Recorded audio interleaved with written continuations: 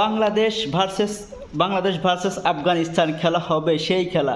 বাংলাদেশ তো হারতে হারতে আর জায়গা নাই। দুইটা ম্যাচ খেলেছে, দুইটা ম্যাচ ধরেই হারেছে। এখন এখন খেলা হবে।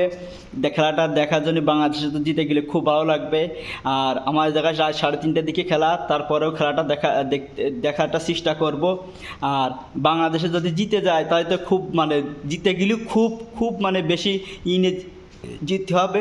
15 মানে বাংলাদেশ যদি আগে ব্যাটিং করে তাহলে বাংলাদেশের একটা মানে দিয়ে ভালো একটা মানে ভালো রান করতে হবে, 200-র উপরে রান করতে হবে আগে ব্যাটিং গেলে।